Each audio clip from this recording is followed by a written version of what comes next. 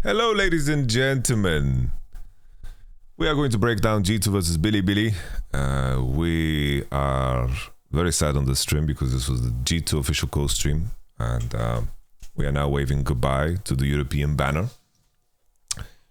Interesting game to break down. Bilibili was a superior team.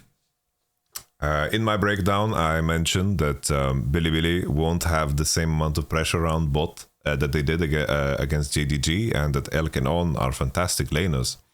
I think that it's very, very. Sometimes the community jumps to too extreme conclusions and forget the context of players' performance in contrast to their opposition. The amount of pressure that you're under playing against Ruler, Missing, and Kanavi, and also Knight, because my man likes to build waves and crash and roam, is very different from facing up against the G2. G2 is not a specialist in terms of breaking bot, especially at this tournament, and they've tried to take a very different approach with top laners that are strong enough to break the game. So I thought this was a stylistic matchup that was kind of tough. Let's refrain from pointing fingers at specific players, because I think that players had good moments, bad moments, and when you have teams walking into internationals, you have to keep in mind that, sure, in the context of G2, someone can say that they are the fourth seed, but I still think that they are definitely the best European team. And to point fingers, to say someone should be replaced or not, it's like, in a different game, maybe someone else would do the losing mistake or something like this. I think at this level, it's a team game, and I don't think there's any changes you would want to do in G2. I think this is going to be a great experience for them, and they're going to grow, of course, from this. Game number 1, YamatoCannon, Nidalee, and then the Maokai first pick, followed by Bilibili, Lulu, Aphelios. Usually the Lulu can be punished. I think the key thing about Lulu Aphelios is that Lulu Aphelios can lane against Lucian Nami, can lane against Xayah Rakan, and can also lane against any Jinx Blitzcrank lane. And that is, their take. It's like Elk Aphelios is super, super strong. They've banned the flex picks and some of the mid laners that, of course, Caps has played in the tournament, and they committed to the Lulu Aphelios. G2 respond with Jinx Blitzcrank, already showing deep signs that they are not looking to pick Draven, and they want champions with a bigger scaling component. Considering Maokai and Blitzcrank, as a combo, this is a combo that scales well into the game. Blitzcrank Hook is also a very, very, good scaling option. They go for Wukong on 3, and I think that playing Wukong, it's like you have Lulu supports, you want to play Wukong, but Bilibili definitely struggled to find a good jungle champion for Shun to play. This is something we talked about a lot on this channel. Picking jungle is kind of difficult, and I think all in all, it's tough. It's like picking jungle right now is finding a precise jungle pick is not super easy, because you have to pick early. Here in this case, right, I thought that G2, plain and simple, when Sylas was shown, they're going to pick Gragas Yasuo and have this composition that is revolving around Jinx completely.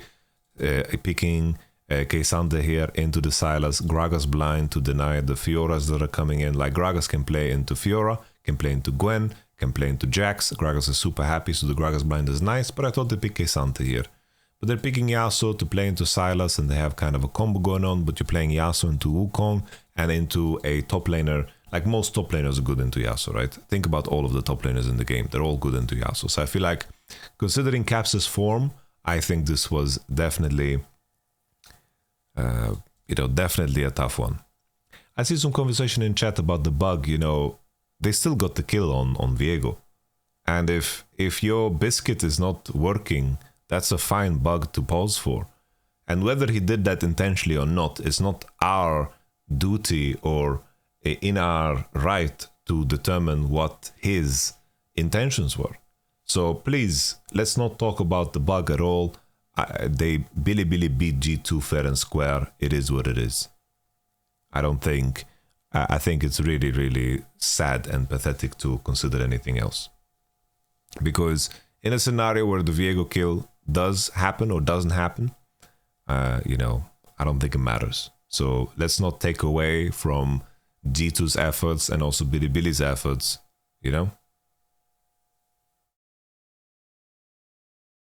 So looking at this game, game number 1, the big struggle was always in the bottom side. And I think, you know, the pressure that the bot was under, I feel like they had a very hard time of defining really how the bot matchups would go. And I think that Bilibili had way too much control over them.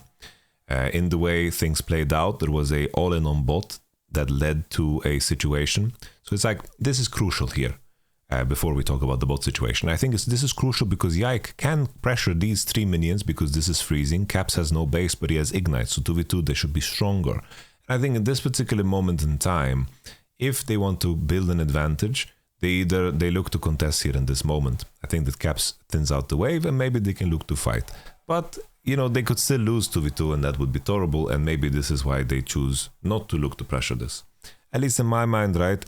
Like here, Yak decides to go for the gank top. He goes all the way around. Bin is low HP. He's looking for the punish. But instead, you know, he also breaks the wave. Wukong is crossing into bottom side. And this is the trade that I was talking about before. Like, Jinx fucks up her traps. And if you fuck up in your all-in here, right? It's like these traps are just so poorly placed. It's like if you fuck up in your all-in here, then you lose way too much HP to even breathe, you know? So it's like here, the issue is you don't land the traps. It means you don't land the W. And this is just really, really like problematic because they lose so much HP off of this. They can keep hitting, they can leverage the ghost, they can keep hitting. Bin plays this beautifully, he W's into the turret, and then there is no lethal here because he gets the Q3 on BB as he gets CC'd. Very well played by Bin to survive the gank. But the fact that G2's trade here on bottom side didn't work allows Wukong to punish this Maokai gank on top into a dive, and all of a sudden we have this really, really like losing position. Really losing position. Because at this point, Jinx and Blitzcrank are gonna be so weak that the only thing that they can really hope for is that Maokai gets 6 and they find a fight where they outnumber. So this is a very, very tough situation already from bot, because even if they hook Aphelios, I think the odds are that they can even lose. But Bilibili went for this tech where they both bought boots with the additional gold they just made, and that means that, you know, hooking the levels, like players of this caliber will... never get hooked with boots too, especially when you're the one getting, you know, when they have control over the wave because of Aphelios guns, right? So very, very bad trap placement. Stixe and Hansama really had an issue with this. Here G2 make a very fundamental and basic mistake. I think that Astralis in Europe showed a very good way of doing this. Here Caps uses the wind wall and Shun spots them. I think the issue here for G2 is the fact that they are not ready to turn. They are playing too far and deep into the pit. But I think in a scenario where they flash W on the first person that they are in contact of, then they're going to win. Here the issue is that Mickey loses way too much of his HP before the fight even commences. So pay attention to this. This is a very interesting one here. So basically Mickey pushes forwards, punches this pink. And he basically walks forward for no reason at all. And he just gets chunked to 1 HP before the fight even starts. There's no wind wall on Caps because it's a massive cooldown, and plain and simple, as mentioned before, it's like Blitzcrank is practically already dead. Let me just try to fit this in the screen a little bit better. Better? That looks better. Okay. So there's no wind wall, Mickey's dead before the fight starts. So what is the situation? I think G2 should pull out the Drake, and then the first time someone is in contact, just fucking flash W with Maokai, CC with Blitzcrank into one shot. They just need to CC one target, go, you know? It's like here, it's like when this, it's like just kill him, you know? Just kill him, right? It's very important. And this is something that G2 couldn't do, and with the wind wall down, Bilibili decided to contest, and they found value. Right, they found value here. Thank you very much, Zephyr. Appreciate it.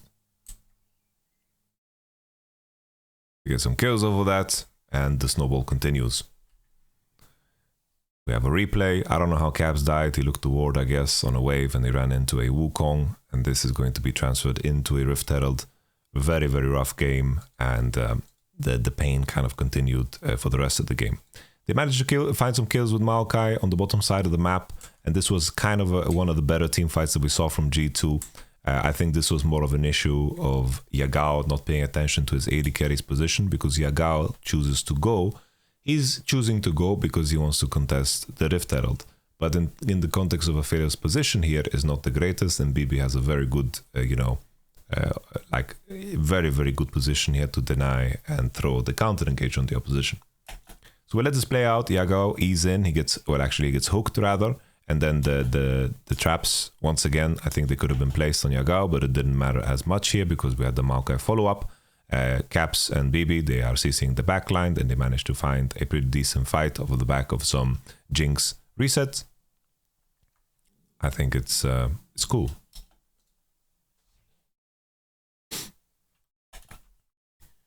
Then gave some freebies. I want to fast forward to the game ender.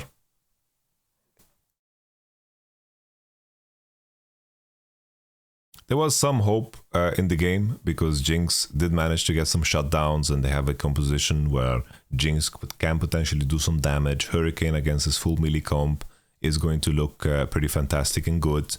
But I just wanted to check the fight that kind of decides the game. Let's just find this one. Here it is. So yeah, once again, G2. There was actually a fight before this too that we can take a look at. Because there was such a sequence of them. Let me see here. I think it was in preparation for third Drake. This was a big one. Here it is. Because this practically led to an ace. Well, it did lead to a real ace. So the issue is from this fight. Let's go to the live portion of it.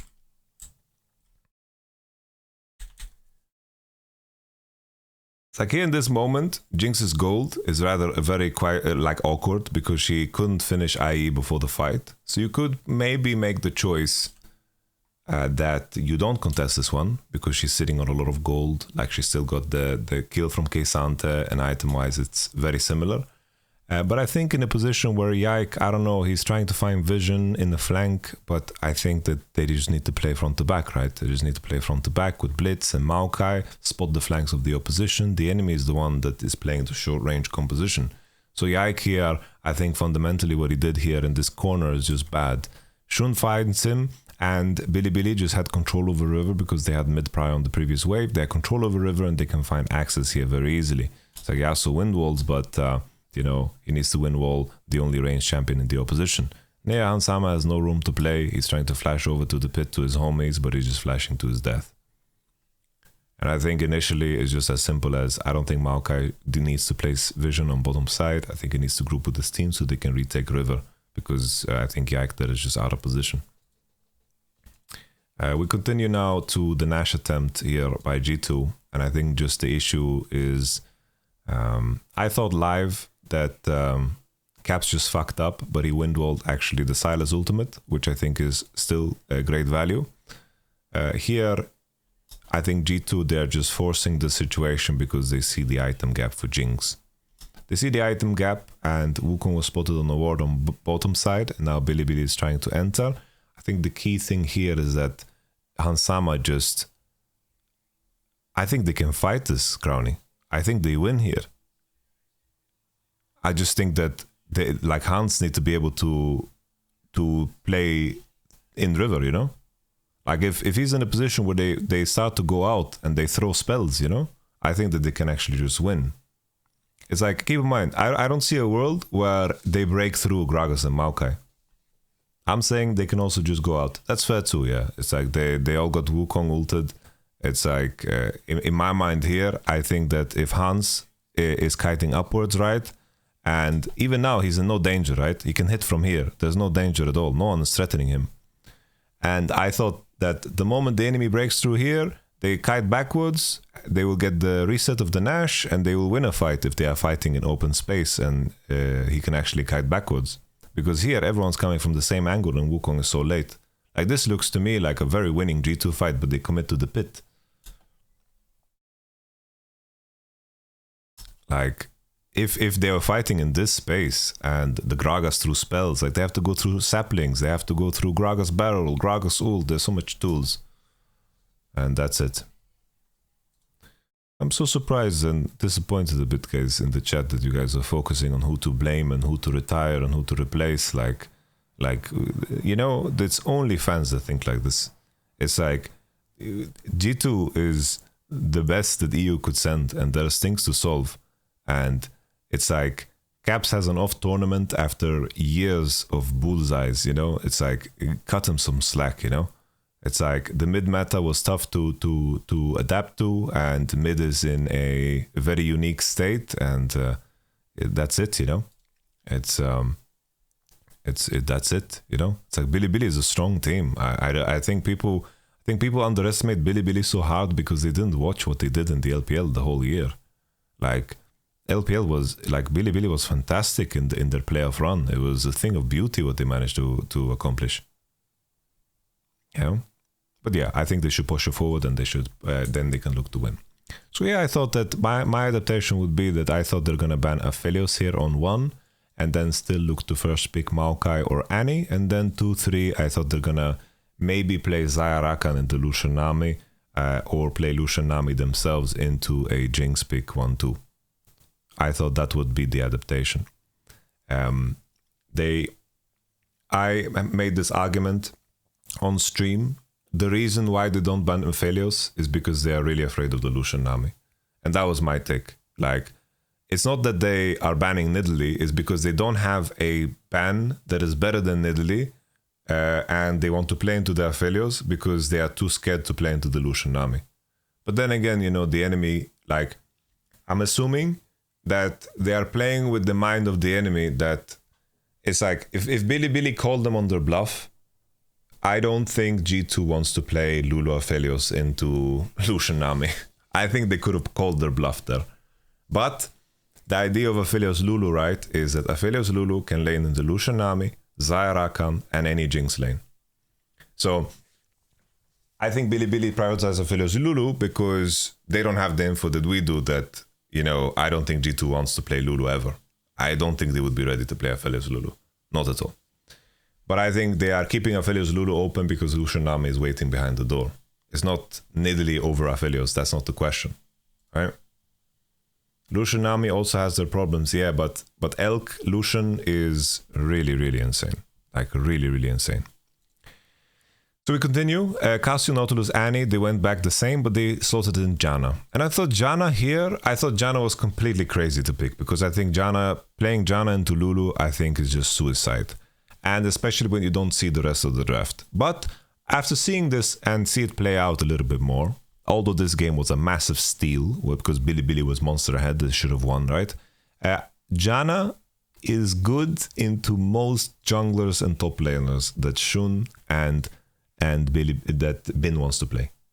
So basically it's like the Janna, you are gonna lose bot, but they were losing bot regardless, but they're gonna have Janna into enemies top side. And the top side was always rather weak into Janna. It's like Janna scales super, super good in this game. Like, for example, here, they went Jax on 5. It's like you're playing Jax against K'Sante, Syndra, Janna, Maokai. That's like suicide. Complete suicide. I don't know what you're doing playing Jax in this game. But nevertheless, it's like picking Janna into Lulu, it's a different type of suicide, in my opinion. It's like your lane is just so fucking hard. I haven't seen such a lane play out in a long time, but Lulu was always something that beat Janna because she just hit harder in any short trade that you would take. But they picked Syndra and they just went for the scaling composition, and in this game it paid off because Bilibili did give some openings. In game 1 they also gave some openings, and G2 actually came back. And here this time around G2 had a draft that could potentially just capitalize on it harder if the enemy griefed. And to be fair, it was a strategy that worked. The enemy has a relatively stronger early, especially on bottom side. I think the other lanes are relatively even. But let's take a look at the game. So the game was insanely difficult. Both it's like Janna had to burn flash already. Her sum's already gone. She died solo kill. There was ganks that weren't successful and the enemy burned sums. Already Mickey died to the Lulu, solo boloed. The wave is frozen and Hansama is in deep trouble. They find the EQ, on fakes the base, and here Elk tries to Q flash, but you can't Q flash apparently with Aphelios. You have to flash Q. Today I learned. good because then I'm not gonna do it in my affiliates journey. We continue. The advantage was just staggering on bot, and eventually G2 went for this lane swap play. They went for this lane swap play, but Aphelios was completely bit connecting throughout that play. Yike was forced to just defend bot on every cooldown, every dive. Yagao had cleanse, so there was no way for Syndra and Maokai to play through mid to connect into bot. So every wave that was stacking on bot was such a big threat, and Yike had to just be there and, you know, pray. It's funny that everyone shit talks Yagao, but they only shit talk him until he faces a Western mid laner, and then Yagao is once again Yagoat. We continue. So here, finally, the swap is coming in, right? They're swapping, and there's 2 platings on bot. 2 platings on bot, they get a little kill. Like, this is... I used to say this to the Vitality boys as always. When you can't lane, break the game. It's like you want to make sure that the tier 1s die to make the sequences more back and forth. Because the windows become much larger and the enemy needs to react to waves, and you can build waves from a safer position. This was complete insanity again. I'm just looking at Hansama and the way he places his traps. It's like, once again, it's like Hansama, just walk up to the man and just place your traps properly. I don't know what the fuck these traps are, man. He's just fucking decorating the turret. I get that he doesn't want to tank, but there's no threat on him here, you know? You can CC him, and then that's it. You know? He's just decorating the turret like it's yesterday's Christmas tree. Yagao somehow survives. On was holding Lulu ultimate throughout this entire play and ordeal. He's just waiting off of the zap. That would have been lethal. This was a fantastic bait by Billy, and somehow Jun just comes in here to clean up. And look at what Aphelios did. Aphelios bobbed the builder. He took a full turret bot, and now he's going mid to collect with his white and red. It is crazy. Let's see what Aphelios managed to accomplish. Look at him. Look at him. Throughout this entire sequence, he generated so much gold. He invested in Bitcoin in 2016. The issue is, in this game, he held on to them for way too long and they crashed. It's a tough one. Alright, now for the funniest moment of the game. For G2 fans, this is the moment that gave them hope. I think this is Elk where he gets completely bored. Let's find this moment where Elk gets completely bored. I think, is it here when he gets completely bored? He misses the ult, and then he gets angry with himself. Sometimes you miss your ult, you get angry with yourself, and you feel the need for speed. There's just nothing to say. This is with a player like Elk, you have to take the good with the bad, because this guy is always juggling 16 knives. You look over, it looks cool, but sometimes you drop a knife and it goes straight into your eyeball. I think JGG is going to win MSI. But Elk is a madman. And now we have this composition where suddenly this Sejuani and the Jax and also the Ahri realize that they are going to have a hard time playing this game. Jinx is, very long range, and Aphelios needs to play the assassin. He needs to play the assassin, and that's it. There is very... they need to outplay G2 in order to win. It's like the value that Janna and Syndra get at this point. It's like it's very, very hard to play Aphelios into Jinx and Syndra. It's like they can break into your sphere of influence very easy, and you need to make miracles happen in order for you to carry, you know? Maybe you can play like green-white or like blue weapon, something stupid happens in your favor. Maybe you can do something, but for Jax to teamfight against Syndra and all of these champions is just super, super hard. So Billy, they gave up one fight too many, and G2 began to start their climb. Yeah, I think T1 or JGG win, right? I think if someone tells me T1's gonna win, I can understand that completely. If someone tells me JDG is going to win, I can understand that completely. I think that from both ends, I think there's arguments. I think that T1 and JDG make similar mistakes deeper into the game. I don't think Genji has the firepower, guys. I don't think that Genji has the firepower to win. Pace is fantastic, but I don't think Pace and Delight are on the same level as Ruler Missing and of course Gumayushi Korea. I think Genji's biggest edge against T1 in the finals is that they had a very much clearer idea of what the meta should be. And I think that that gave them the biggest edge. It's like T1 tried to adjust mid-series and they were just too unpracticed on the whole idea of playing like Sion and the tank stop. But now T1, you know, they walked into this tournament knowing, yo, it's fucking bot meta, Gumayushi it up, Aphelios and the Jinxes, and we're gonna do the dives on bot, and you know they are reshaped into a team that is specialized, you know, in snowballing bot. And I think walking into that finals, they weren't. They were still playing the Varus and the Jaces and the Sejus, right? It just is a completely different game, you know. Yeah, I think the biggest edge Genji still had was preparation. They were just much better prepared in the context of the meta, and I think the meta is very same in this tournament, and I think that T1 and JDG have now, you know, recognized it.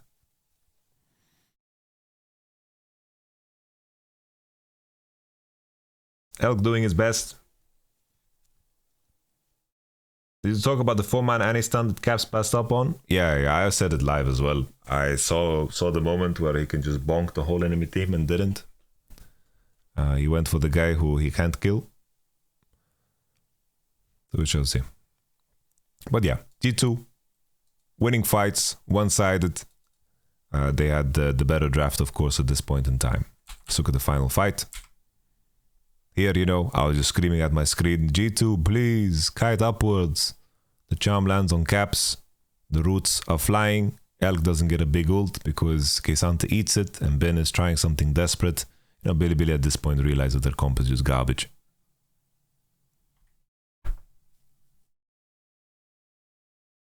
Wouldn't Aphelios one-hit Annie though if he went for 4? Annie would get all of his spells off. Nah, Nomer, please be quiet. Like, I need more mods. Like, so many goblins show up here after the series to say the most random, egregious stuff. Caps should be benched. Billy should be fined for the pause where the rune is not working in the game. The rune is not working. That's crazy. Like, the pause didn't change anything.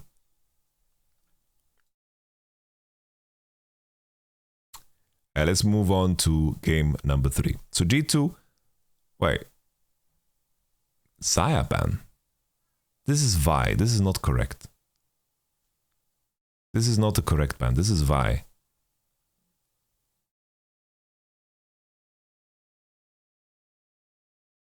This is Vi. So they ban Maokai and they open Annie. Annie, are you okay? Annie, are you open? Annie is open, and then Aphelios Lulu. Once again, same thought process as before. Jinx, Janna, and here, you know, this is where you begin to recognize, right, that Shun didn't know what the fuck he wants to play against Janna. Like, they were hovering every champion in the game. It's like, what can you do here? Maybe you play like Jarvan. Jarvan could be played. Well, it's like, Jarvan's always like the fucking band-aid solution for you being in a cocktail position to begin with, right? You're coping if you think Guma is better than all other ADCs. I think it's like Gumayushi and Ruler, I would take them over Paze currently. And that's like, Paze is still fucking good and Elk is still fucking good. But Gumayushi is really, really good. I think that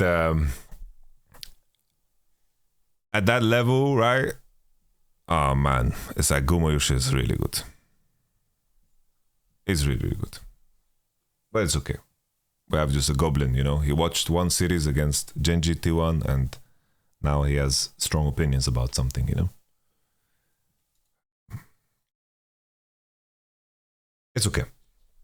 Looking at the series, right? We have Annie, Aphelios Lulu, Ari, we drop Jungu. I thought they're gonna pick Gragas again. I love the Gragas. Why don't they go Gragas again? Just go Gragas. I thought Gragas, maybe Gragas Kindred, Gragas Bel'Veth.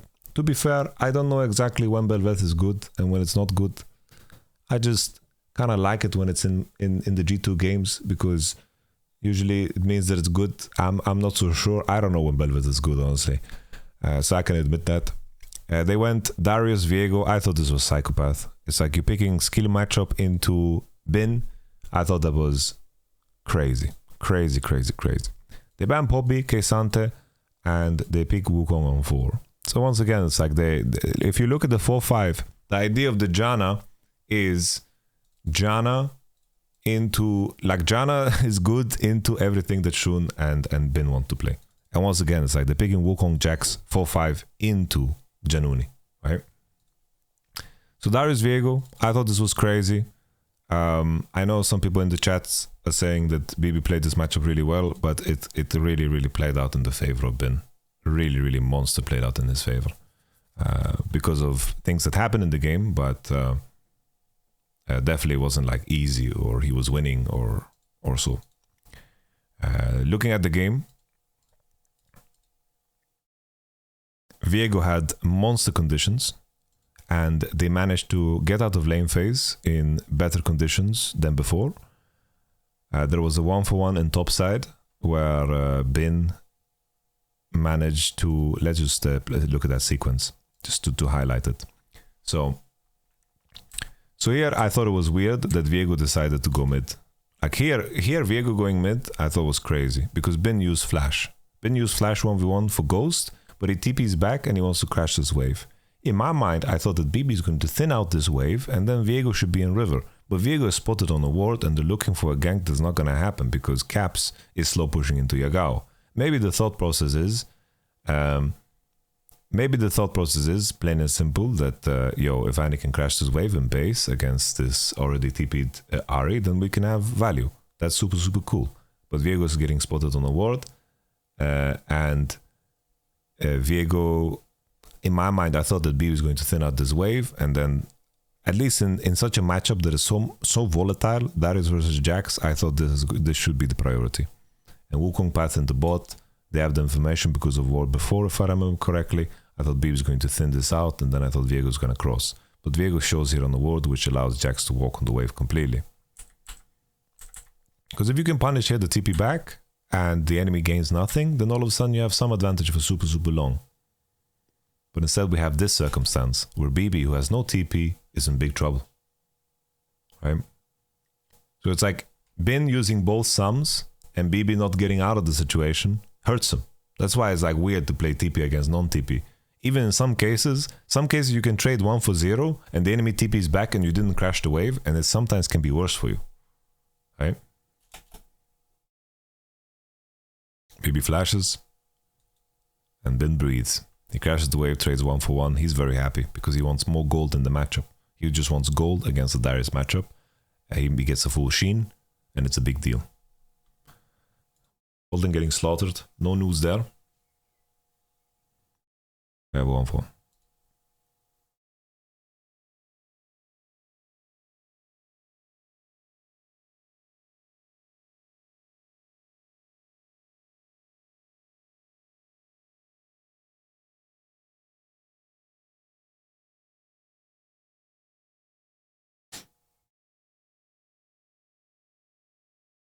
Trying to remember the most decisive moments in the game. This was a moment where Perks was very unhappy. Why nobody is picking Leona versus Aphelios? Because there's a summoner spell that counters this whole champion. Like, I don't know why Leona specifically is good against Aphelios, but you just get countered by cleanse. And then you don't have a good time. And with Leona, like in a lot of cases, it's like, if you're strong enough to go in once, you need to be able to go in twice. I feel like Aphelios is one of the ADs that will fuck you up. Like if you want to burn, like if you want to burn Aphelios's cleanse, you're going to lose like your whole HP bar for it. In most cases.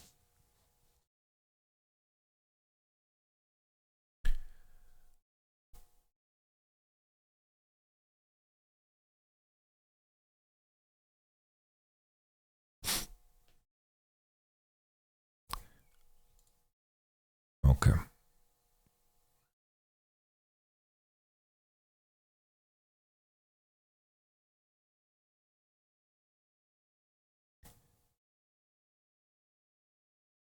At a certain point in the game, when this back and forth started to occur, where they had control over mid, it seems like Billy was having a hard time.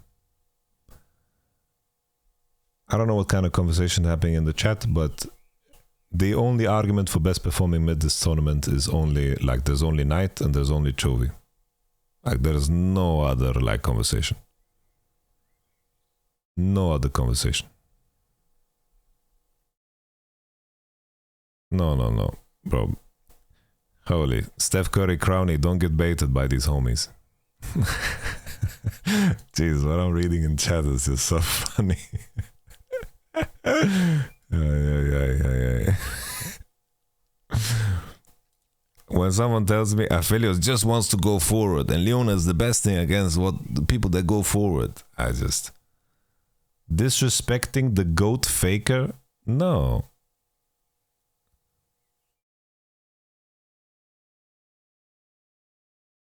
In terms of performance at this tournament, Faker is the clear third. 1 and 2 is Chovy and Knight. In which order you want to put them, that's okay. But Faker is third. That doesn't mean I'm making a roster and I'm going to prioritize other mid laners. Like, Faker played really, really well.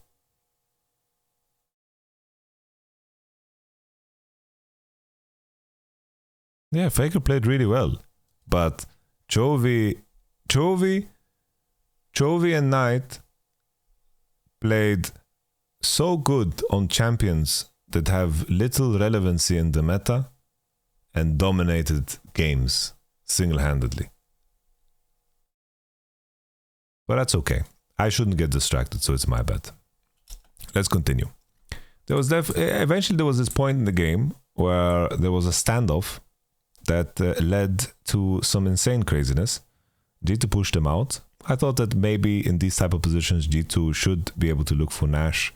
Like, they stuck around for a little bit way too long. They're waiting for Annie Gold on Zhonya's. They should just find the base on Janna to keep the wards rotating. Base and Fog after pushing waves to maintain the pressure. This pink ward is relieving the enemy so much.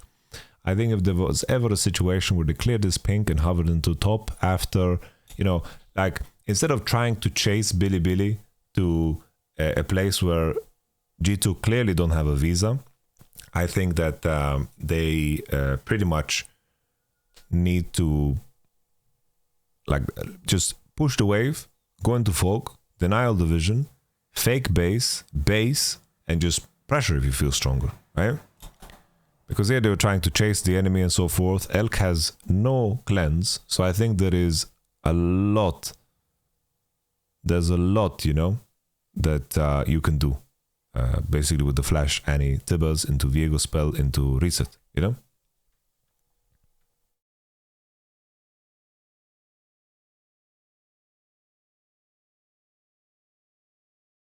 This was a beautiful Mickey tornado. Yagao, of course, was kind of, you know, testing his luck here. Completely testing his luck. Gets one shot, a little reset. The Nash is still aggroed. I like this type of gameplay from G2. You know, G2 definitely had their moments. Hey, Yike is going for a psycho moment. Like, he gets the smite off. But this was completely psycho what he did, man. He jumped over the wall to fight the Wukong. And as the fight extends, Elk loses his chakrams, which was very close that he could keep them. Like, it's so close that he keeps them. Like, if he gets his Q off, he keeps his chakrams. My cousin Chakram. But he loses his chakrams and he can't fight back, and Billy are on the run.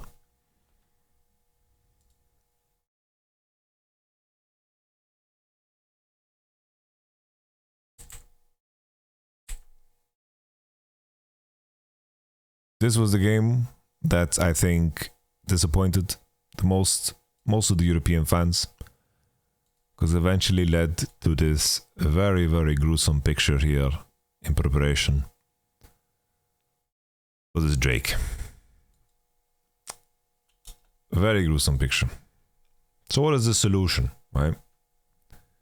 The solution, right? G2 already cleared the wave that is going to lead to the Drake.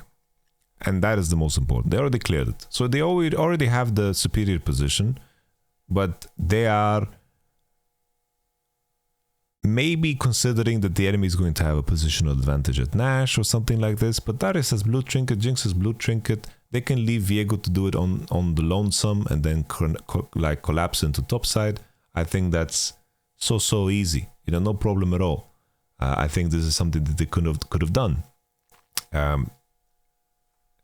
Yeah, there's still 20 seconds and Infernal spawning soon. I think that they could have. It's like, I know that people are saying Hansama should have flashed, but Hansama shouldn't have been here in the first place. I think Hansama needed to be here, and I think Caps looking for this is kind of greedy, right? I think that they could have just maintained position, and the enemy can't contest this Drake, right? It's like, sure, Hansama could have flashed, but then he has no flash, and that would have been bad too, right? It's like here, he hits the zap, but then he looked for an auto.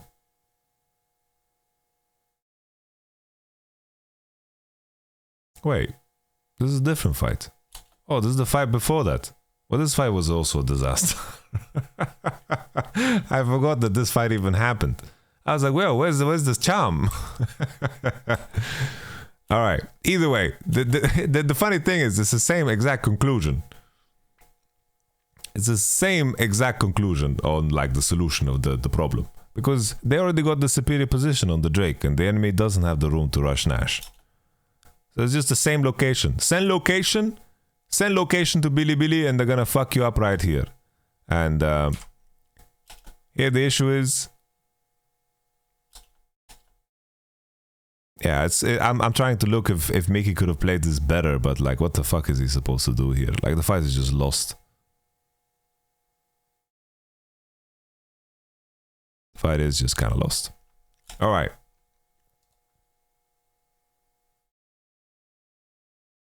Now, thank you. This is the moment. The funny thing is the exact same solution. It's the exact same solution. It's the exact same solution. The crazy thing, I think this was the first win of Jax this tournament. So, they got the wave, BB got the wave. Drake is spawning in 10 seconds. Bin doesn't split push top, and he solved the problem. Beautiful. G2 have a free Drake because the enemy crossing into this space is going to be very dangerous.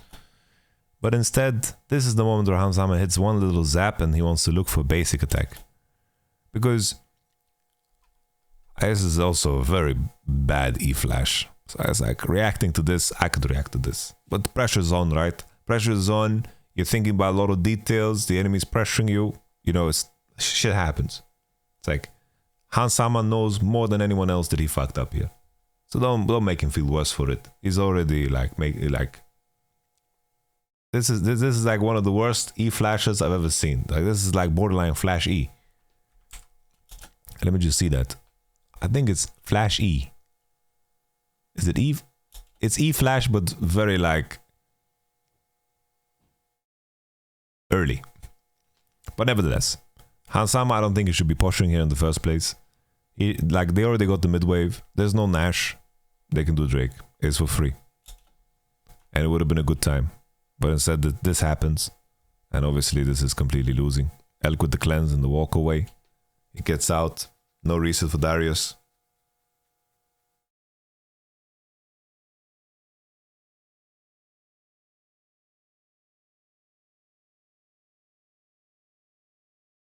Yeah, it's like, even if you flash, it's bad that you burn flash, right? It's really bad to burn flash. So that's why I wanted to highlight that, like, he shouldn't be there in the first place. Like, looking for this auto without rapid fire, I think is insanely greedy. Insanely greedy. So now we had the change up, right? The issue now is Aphelios. As ironic as it is, the fact that G2 played Nautilus mid and invoked everyone to permaban it gives them no options. The entire time in Europe, they played into all of the bot lane matchups with Nautilus. And Nautilus is perma-banned. So when you ban Lulu and Nautilus, what support can you play with Aphelios that is going to be winning against Lucian Nami? There's nothing. There's nothing. Indirectly, them playing Nautilus mid and winning games on it cucked them. It unironically cucked them. Which is hilarious to me. JNG, Perma Bandit. No Nautilus in. Perma Bandit. Sure, we got some Nautilus games. Like we have some Nautilus games here from G2 against Mad. But the Eastern teams perma-banned Nautilus. Lucian Nami are strong lane bullies too. Like basically Lucian Nami is a scaling lane. Aphelios Rakan is unlaneable. Unlaneable. Aphelios Braum should be unlaneable too. Like, it's just that you're banning Lulu and you're banning Nautilus. And you have no answer into Lucian Nami.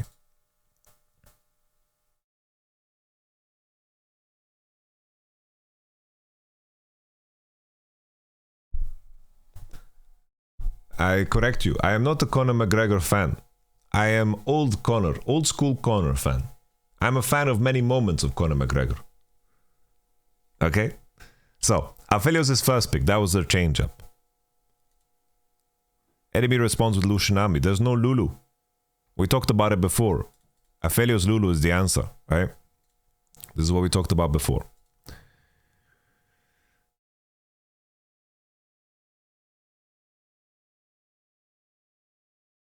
There's no super to pick that is going to have a good time into Lucian Nami. Nothing. I don't know what to pick. I really don't know. No clue. Kisanga gets picked on 3, you drop jungle and see what's up. Enemy picks Gwen. As poetic as G2's run in spring ended with them playing Jace, it ends here with Jace 2.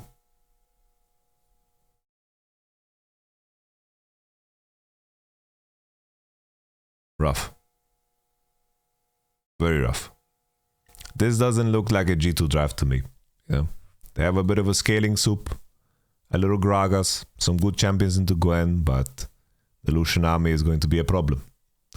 So the question was, can G2 survive the onslaught and maybe do better in the later stages of the game? The issue is there is no pressure on Lucian Nami in this game. No pressure at all.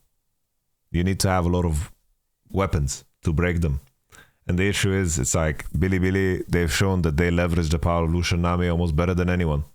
And when I say the power of Lucian Nami is creating space and vision around mid so they can dash on your forehead and drag their nuts across your bot lane's face.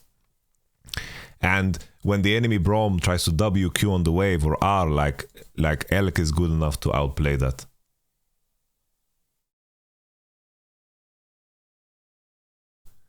And we saw that for C9 against Bilibili.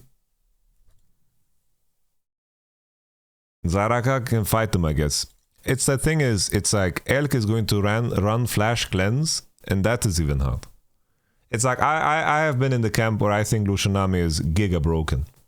And I know that a lot of goblins are saying, oh, Lucian Nami is troll. Well, most teams play it bad. The majority of teams play Lucian Nami bad. It's like Elk Lucian, JDG Lucian, T1 Lucian is something else. So we look at the game. It's going to be the final game. Let's refresh it and see if HD is ready. Get away for Hansama. Bot lane was struggling. Bot lane was bleeding. There was some things that went in Hansama's way. He got a couple of kills. We had the controversial pause. Right? Here it happened in this moment. This is when it got the pause. So basically, apparently, Nami's biscuits don't work. And that's why he paused. It had nothing to do with what's going on the screen. Some people are going to say, yo, the pause, blah, blah, it's so disrespectful, whatever. His game is not fucking working, so he's going to pause. The thing is, it's like, you are in a situation where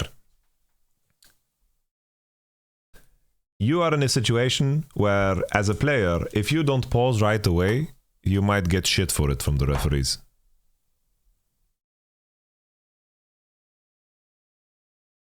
It cuts the momentum, but it cuts the momentum of everyone. So it's like, should Nami play without a rune? Of course not. So he should pause. Viego still died. If Viego survived off of this biscuit pause, that would have been crazy. It cuts the momentum of the game. And the pauses are a part of the game because bugs are a part of the game. Players need to be capable of dealing with it. Because the momentum shift happens for both teams. And the Riot investigates these bugs. And I've never come across a player that intentionally uses a bug in the game that is unknown by Riot to create a tactical pause. The delusion to come to that conclusion is crazy. If for some reason Viego survived, I would have called bullshit. But Viego needs to die here. If Viego survived, that would have been bullshit. He needs to die.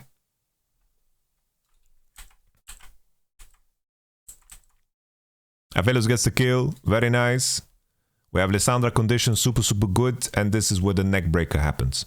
So G2 made a cheeky cute play here because Lushinami is hovering. And then Lushinami goes back in the bot because the enemy recognizes. Yo, the enemy is not contesting. And here, Miki, he does something very cheeky. They create a 4v3 situation. But Miki rushes. He rushes when he should have dragged. I don't know why he's taking so much free damage because he's just giving the Viego a corpse to pick up. And that was a little bit too fast. I don't know if they win either way because honestly the trio is so fucking strong. Maybe they lose anyway because Gwen is unkillable. Like Gwen is unkillable here and it's like it could have been maybe they lose anyway, but I felt like Braum played too fast. They wanted to, you know, contest the Herald and they wanted to leverage this window where Nami went in the bottom side, right? But this is such a neck breaker, the situation. They lose the fight and additionally they lose the Herald and it's just a disaster off of that. Still, Aphelios had pretty decent conditions in this game considering he's laning with a Braum. He matched the Gale Force with the Lucian Gale Force who doesn't itemize boots as well. But there is this situation here leading into this Cloud Drake that gets ugly quite fast. G2 want to step into the river and Han Sama just decided to eat all of the bullets in Lucian's magazine. You know, I think Han Sama here, he tunnel visioned pretty fucking hard. It was rough. I think that BB and Hans need to play in this pocket and reposition in river because these guys are not in danger.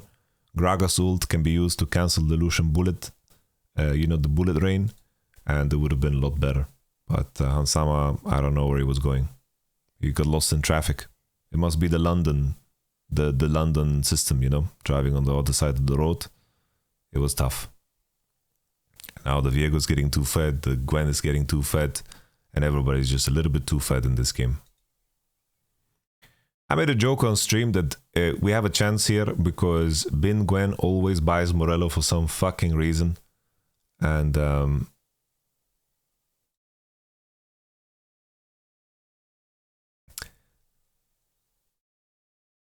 yeah, I think this narrative that Asians are like robots and they play one style insanely well, it's like they play one game insanely well, and that is League of Legends.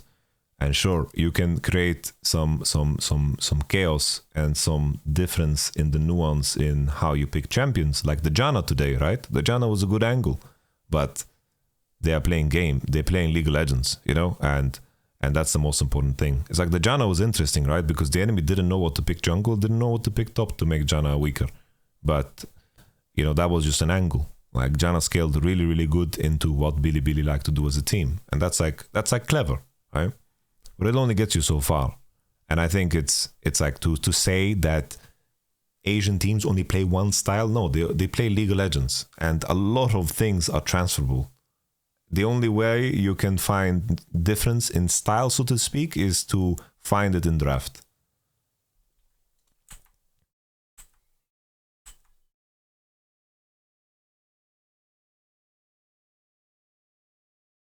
Okay. Finally, we can look at the Drake fight that sealed the deal. Like Lucian items are just far too big, far too problematic. And maybe, just maybe, G2 was lucky that Bilibili actually had respect for the enemy Aphelios Lulu. Because maybe we would have just had Lucianami game 1 and the strategy from G2 needed to be completely different.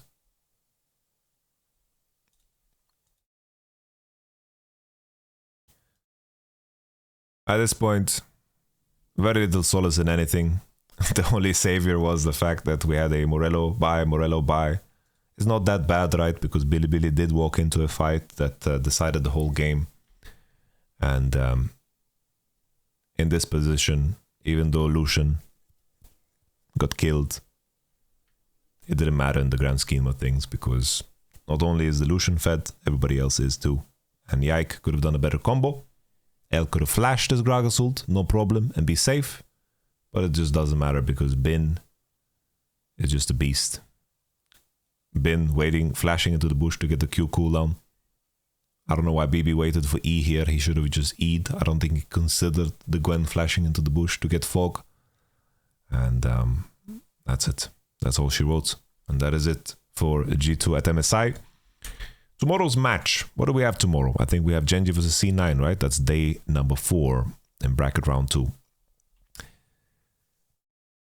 Genji versus C9. My prediction for this one, I think that Genji is going to win, plain and simple. I wish I could talk about this more, guys. I wish I could talk about this more. But I do have to say that C9 have pleasantly surprised me in the way that they've recognized, just make Berserker into the CEO. Let's put all our eggs into this Berserker basket and try our best. But the issue is they're doing this a little bit too slow. It's like doing it and catching up to Genji and T1 and JDG. It's a very tough ask. I think Genji is going to barbecue them. I think also Eminence as a player, I think that he's very good against players that are worse than him, but I think he's very bad against players that are better than him. And I think that he's going to bleed super, super hard against Chovy. And I think that Peanut is going to do enough to secure everything. I think Peanut has played against better junglers with teeth that want to pressure him in case there's like niddly angles. And I think that Peanut is clever enough to break anything down. So I think C9 is going to take home this victory. With that being said, ladies and gentlemen, thank you so much for watching. I appreciate that you guys all stuck around. I am so fortunate. Big thank you to G2 that I'm allowed to co-stream the MSI. I would have watched it on my lonesome in a different scenario. So I feel truly, truly blessed that I get to work with this game. I tell you once again, guys, give love to the G2 players. Don't be that guy who says replace this, replace this. Just accept that you know nothing and just go along with the journey. Try to be a positive force in your life and use the fact that the internet, can be used. The internet is very powerful, but anything that is powerful can be used for good and bad. And recognize the opportunity that you have to, form a deeper connection to your favorite sports personalities. That is the beauty of esports. And I think that, you can definitely make it a more pleasant experience. You'll feel more fulfilled if you're a person that tries to see it in a way where you recognize there are things that you don't understand. And then maybe in that, you can begin to learn something instead of blindly just typing and writing shit. Looking at G2 as a whole, right, I think that Mickey had a pretty fine performance. I think Hansama, Mickey, they had to really reinvent themselves both. And I think that was very hard for them because a lot of the things that they did in Europe, they were very unique. They didn't work so well internationally, right? Everything became about bot lane carries, hyper carries. This is not something that G2 was comfortable with. I think that Yike performed very, very well. I think that he kept up, and I think that the meta was perfect for Yike, considering all the meta junglers got nerfed. I think that Yike had really an opportunity to show himself off, considering like coming into this particular rundown, it's like Maokai got nerfed a little bit before, Sejuani got pretty hard nerfed, Wukong got nerfed, Vi got nerfed. This was a very good thing for Yike. I think that Broken Blade shut up a lot of haters, and I was a person that defended him and put him in my top 3, even in winter and spring. And I think that people just isolated, mistakes that BB did in lane, but I think that he was always effective in fights, and I think BB had a pretty decent tournament. I think that Caps was quite a letdown, but only because we expect so much of him, right? And I think that Caps will find himself again. He will find his confidence again. He has enough stock.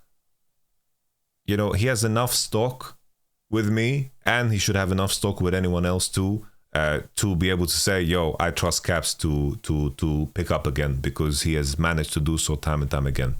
The next couple of months for G2 is going to be super, super interesting. Let's see how they manage the format in preparation for the World Championship, because that is where we will see Caps and G2 internationally again. Once again, guys, thank you so much for watching. I'll catch you on the Flip the Flop, and all the best. Bye bye.